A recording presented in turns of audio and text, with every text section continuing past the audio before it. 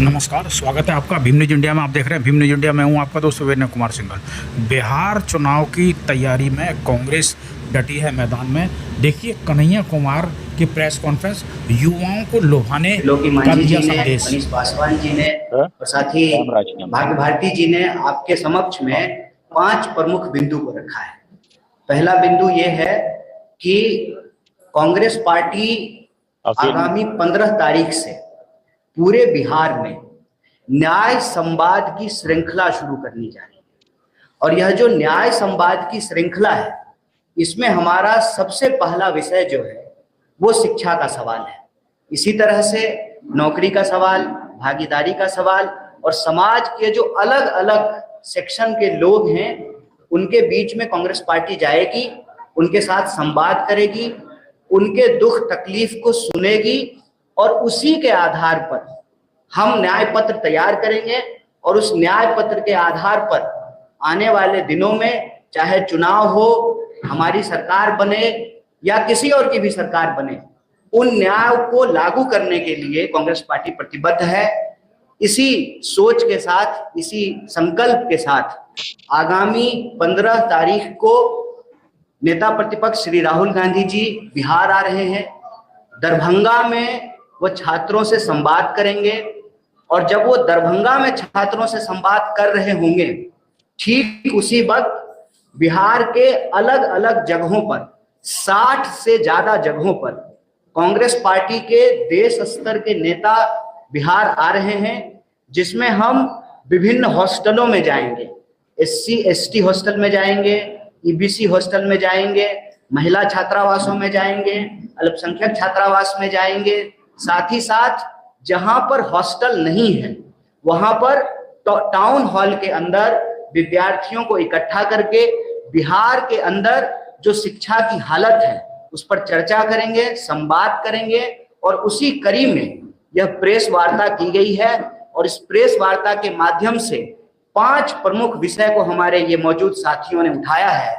पहला विषय ये है कि लगातार मांग के बाद जो मौजूदा NDA की सरकार है वह इस बात के लिए स्वीकार की कि आगामी समय में जाति जनगणना की जाएगी। सवाल यह है कि जाति जनगणना की मांग हम लोग क्यों कर रहे हैं? सामाजिक न्याय की धरती है बिहार। जाति जनगणना की मांग हम इसलिए कर रहे हैं कि कई दशकों तक सामाजिक न्याय की नीतियों को लागू करने के बावजूद, आरक्षण की नीति को लागू करने के बावजूद आज भी आंकड़े ये कहते हैं कि समाज के अंतिम पायदान का जो व्यक्ति है आज भी उसको न्याय नहीं प्राप्त हो रहा है, जिसके बारे में डिटेल से इन साथियों ने आपके बीच में अपनी बात रखी। तो जो जाति जनगणना है, उस जाति जनगणना का अगला कदम यह है कि यह जो 50% की सीमा है, इस सीमा को समाप्त कर दिया जाए। और ये हम संविधान के तहत कह रहे हैं। संविधान के अनुच्छेद 15(5) में यह प्रावधान किया गया है कि निजी क्षेत्रों में भी भागीदारी और आरक्षण को सुनिश्चित किया जाए। तो पहला मांग यह है कि जाति जनगणना हो और जाति जनगणना वैज्ञानिक तरीके से हो, लिपापोती नहीं हो, और सही आंकड़ों के आधार पर 50% की सीमा को समाप्त किया जाए और निजी क्षेत्रों में भी आरक्षण को, भागीदारी को सुनिश्चित किया जाए। दूसरा सवाल यह है कि बिहार में अगर आप शिक्षा व्यवस्था को देखेंगे, शिक्षा की हालत यह है कि 3 साल की डिग्री 3 साल में नहीं मिलती है। प्रश्न यह है कि जब पूरे देश में 3 साल की डिग्री 3 साल में मिलती है, तो बिहार में 3 साल की डिग्री 5 साल और 7 साल में क्यों मिलता है? वो बिहार जहां पर नालंदा विश्वविद्यालय रहा, वो बिहार जहां पर विक्रमशिला विश्वविद्यालय रहा, वो बिहार जहां पर आजादी से पहले पटना विश्वविद्यालय की स्थापना हुई, जिसको ज्ञान और मोक्ष की भूमि कही जाती है। आप बिहार में किसी भी धर्म का इतिहास उठा करके देख लीजिए, उसका इतिहास बिहार से जुड़ा हुआ है। देश का इतिहास बिहार के इतिहास के बिना पूरा नहीं होता है। उसी तरह से बिहार की प्रगति के बिना देश की प्रगति संभव नहीं है। ऐसे में बिहार की प्रगति के लिए, देश की प्रगति के लिए यहाँ की शिक्षा व्यवस्था को बेहतर करना जरूरी है। 3 साल की डिग्री 3 साल में मिले, ये एक बात है। इसके तहत जो मुख्य सवाल ये हैं कि जहां शिक्षक नहीं है वहां शिक्षक हो, इंफ्रास्ट्रक्चर को बेहतर किया जाए। केजी से पीजी तक सरकार का फैसला है, कि एससी, एसटी, ओबीसी, पिछड़ा, अति पिछड़ा और सभी वर्ग की महिलाओं के लिए केजी से पीजी तक फ्री एजुकेशन है, तो ये अलग अलग कॉलेज में अलग अलग फीस कैसे लिया जा रहा है, अलग अलग यूनिवर्सिटी में अलग अलग फीस कैसे लिया जा रहा है, अलग अलग कोर्स के नाम पे अलग अलग फीस कैसे लिया जा रहा है। आप बीएड का फीस उठा करके देख लीजिए, आप बीबीए का फीस उठा करके देख लीजिए, आप मास कॉम का फीस उठा करके देख लीजिए। तो जब सरकार का फैसला है कि सरकारी संस्थानों में केजी से पीजी तक शिक्षा मुफ्त होगी, तो इसको लागू क्यों नहीं किया जा रहा है? बिहार में प्लेसमेंट सेल को क्यों नहीं लागू किया जा रहा है? बार बार क्यों पेपर लीक हो रहा है? रोजगार का जो सवाल है, 4 लाख 4.5 लाख से ज्यादा पोस्ट खाली है, उन पोस्ट को क्यों नहीं भरा जा रहा है? और कोई परीक्षा, चाहे बीपीएससी की हो, टियर 3 की परीक्षा हो, किसी भी डिपार्टमेंट की परीक्षा हो, उनको जो है नौकरी नहीं मिल रही है और रोजगार देने के बजाय बिहार सरकार लोगों को कर्जदार बना रही है। आप ये देखिए कि 2000 करोड़ से ज्यादा रुपया जो है बिहार के विद्यार्थियों के ऊपर कर्ज है। नौकरी मिलने से पहले, मतलब रोजगार मिलने से पहले एक विद्यार्थी जो है वो कर्जदार बन जा रहा है। तो सरकार से हमारी यही मांग है कि साहब, यह जो डबल इंजन की सरकार है, यह डबल इंजन जो है ना पूरा गुजरात की तरफ घुमा हुआ है। रोजगारों उधरे जा रहा है, नौकरियों उधरे जाएगा, बुलेट ट्रेन भी वहीं बनेगा, सारा डेवलपमेंट वहीं होगा। तो ये डबल इंजन जो है वो बिहार की तरफ क्यों नहीं घूम रहा है, जो रोजगार लेकर के आए। सरकार से यही मांग है कि लाठी नहीं नौकरी दो। और एक बहुत महत्वपूर्ण विषय जो यहाँ साथी ने उठाया कि एससी एसटी सब प्लान का पैसा आप किसी दूसरे चीज पे कैसे खर्च कर सकते हैं? आप जब भी सरकार के किसी नुमाइंदे से पूछेंगे कि यह जो मौजूदा डबल इंजन की सरकार है इसने क्या किया है, तो मुंह छूटते ही सबसे पहले वो कहेंगे हमने पुल बनाया, हमने सड़कें बनाई है। आप पुल बनाए हैं, सड़कें बनाए हैं, हालांकि ये अलग बात है कि यहाँ पे जो है पुल चोरी भी हो जा रहा है। जहां नदी नहीं है वहां भी खेत में पुल बन जा रहा है। सवाल ये है कि आप एससी एसटी सब प्लान का पैसा दूसरे मद में, दूसरे हेड में कैसे खर्च कर सकते हैं? ये सीधे तौर पर यह दलित विरोधी कार्रवाई है।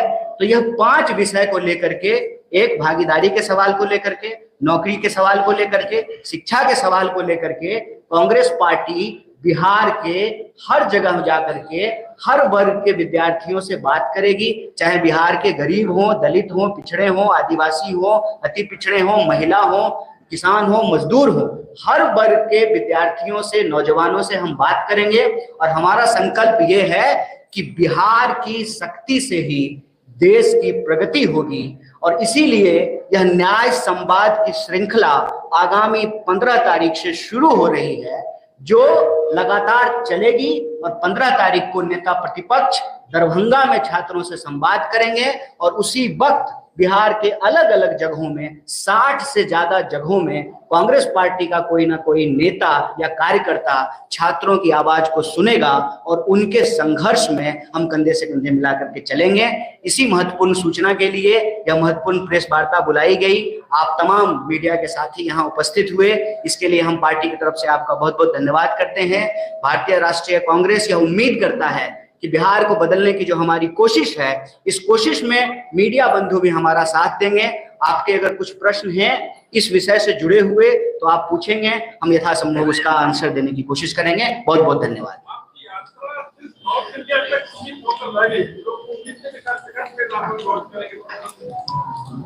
हमारी यात्रा जो पलायन रोको नौकरी दो यात्रा थी, उस वक्त ही हमने कहा था कि हम अलग अलग तरीके से लोगों से जुड़ने का काम करेंगे। वह जो यात्रा शुरू हुई है उसी का अगला पड़ाव ये है कि अब हम पद यात्रा करने की बजाय अलग अलग जिलों में, अलग अलग हॉस्टलों में, अलग अलग ब्लॉकों में जाएंगे और वही शिक्षा, नौकरी और भागीदारी के सवाल पर लोगों से संवाद करेंगे। तो यह जो सतत संघर्ष है उसी का अगला पड़ाव है। आप इतना यात्रा कर रहे हैं, आप इससे पहले भी यात्रा कर चुके थे, अब भी यात्रा करें, क्या पहले का जो यात्रा है वो फ्लॉप हो रहा है या फिर से आप लोग चेंज कर रहे हैं? तो आप इस तरीके से करेंगे, पद यात्रा नहीं करेंगे, अब लोगों से मिलते वहां जाएंगे, तो क्या फ्लॉप हुआ है? नहीं, फ्लॉप कोई सिनेमा थोड़ी है, संघर्ष है। फ्लॉप और एक दिन का जवाब दे, फ्लॉप और हिट का कोई बात नहीं है, संघर्ष है, संघर्ष सतत होना चाहिए। पलायन रोको नौकरी दो यात्रा जो है वो कल्मिनेट हुई बिहार में, 16 जिलों में हम लोग गए थे। बाकी जो क्षेत्र छूटे हैं यह जो न्याय संवाद है इसके माध्यम से हम लोग जाएंगे और हर वर्ग, हर जाति, हर वर्ग, किसी को नहीं छोड़ेंगे, सबके साथ जो है हम लोग संवाद करेंगे। और वह जो संघर्ष में जो सवाल हम लोगों ने कलेक्ट किया लोगों से, उसी के आधार पे अभी देखिए अलग अलग वर्ग का प्रतिनिधित्व करने वाले लोगों ने उस बात को यहाँ रखा है और लगातार लोगों से संवाद करके यह जो संघर्ष की प्रक्रिया है उसको आगे बढ़ाएंगे। और हमारा संकल्प ये है कि न्याय सुनिश्चित होने तक यह यात्रा जारी रहेगी। आपकी सक्रियता से सबसे ज्यादा परेशानी तो महागठबंधन के नेताओं को है, तेजस्वी यादव को ज्यादा। नहीं, किसी को कोई दिक्कत नहीं है, ये हम सबका सामूहिक प्रयास है।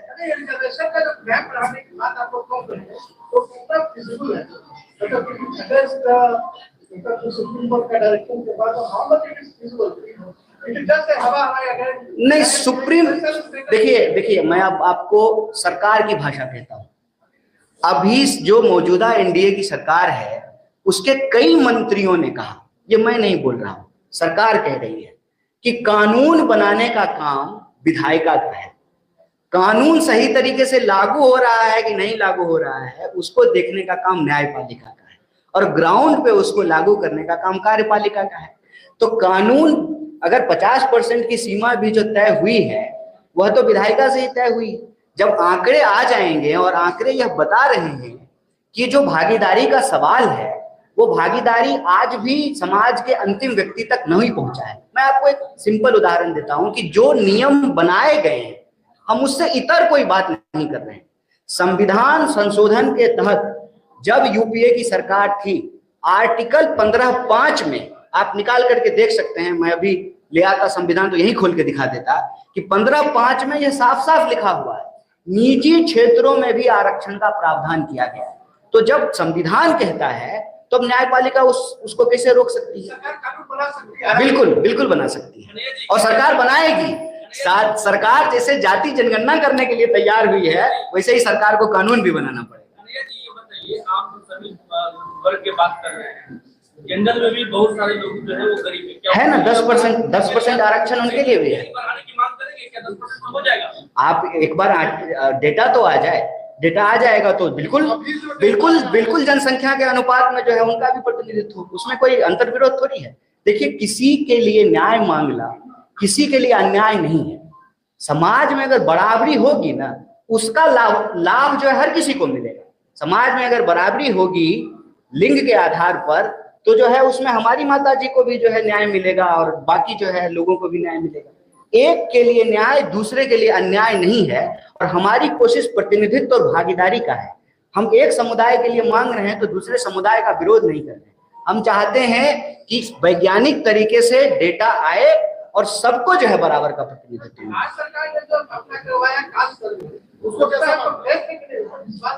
देखिए, जो भी प्रयास हो रहे हैं सबके लिए, सबको जो है हर कदम जो है वो मंजिल की ओर इम्पोर्टेंट है, चाहे वो कदम छोटा हो या बड़ा हो। वैज्ञानिक तरीके से करने का मतलब ये है कि जो तेलंगाना मॉडल है उसमें खास बात ये है कि उसका जब क्वेश्चनायर आप देखेंगे तो उसमें हर तरह का सवाल पूछा गया है कि आपके पास पक्का मकान है कि नहीं है, 2 व्हीलर है कि 4 व्हीलर है, टोटल आमदनी कितनी है। तो वो एक तरीके से डिटेल सोशल और इकोनॉमिक सर्वे है। तभी पता चल पाएगा कि किस समाज के भीतर, कई बार क्या होता है ना कि एक परसेप्शन होता है कि ये समाज में जो है सब अच्छे ही लोग हैं, सब जो है अमीर लोग ही हैं, लेकिन गरीब और पिछड़ा जो है वहां भी हो सकता है। तो हम उसमें सिंपल एक बात कह रहे हैं कि वैज्ञानिक तरीके से, वस्तुनिष्ठ तरीके से, ऑब्जेक्टिव तरीके से उसका सर्वे हो ताकि कोई भी व्यक्ति जो है वो वंचित ना रह जाए। सर, लैंड रिफॉर्मिंग की बात होगा क्या? अच्छा, वो अभी बात का विषय है। और कोई प्रश्न नहीं है जी?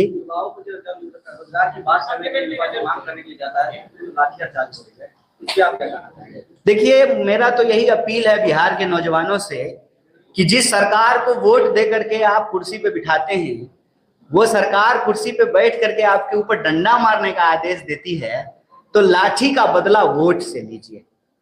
लाठी का चोट जो आपके ऊपर लगा है उसका बदला आप वोट से लीजिए। इसीलिए यहाँ पे हमने स्पष्ट तरीके से, हमारे साथी ने कहा कि हम रोजगार मांग रहे हैं, हमको कर्जदार मत बनाइए। और हम आपसे नौकरी मांग रहे हैं तो आप हमको लाठी मत दीजिए, लाठी नहीं नौकरी। ये यात्रा कितने दिनों तक चलेगी और उसके लिए पार्टी ने फंड उपलब्ध कराया है? इसका कोई जो है अभी कल्मिनेशन डेट फिक्स नहीं है। ये संवाद की यात्रा अभी चलेगी। ये न्याय संवाद की श्रृंखला है जिसके तहत अभी हम शिक्षा न्याय संवाद शुरू किए हैं। इसी तरह से अलग अलग विषयों पे जो है यह न्याय संवाद का कार्यक्रम चलता है। सर एक सवाल, शिक्षक भर्ती निकलता है, आधा से ज्यादा सीट खाली रह जाता है, हम लोग सप्लीमेंट्री की मांग कर रहे हैं, क्यों नहीं सुने? सुनाना पड़ेगा सरकार को, उसी में यह प्रयास है। आपसे निवेदन है कि आप भी जो है इस संवाद यात्रा में शामिल होंगे। आप देख रहे थे Bhim news India. Bhim news India को यूट्यूब पर सब्सक्राइब कीजिए, लाइक कीजिए, शेयर कीजिए। आने वाले नोटिफिकेशन के लिए बेल आइकन का बटन दबाना ना भूलें। भीम न्यूज़ इंडिया के फेसबुक पेज को भी आप फॉलो कर सकते हैं। बने रहिए हमारे साथ, देखते रहिए आपका अपना चैनल भीम न्यूज़ इंडिया। आपका बहुत बहुत धन्यवाद।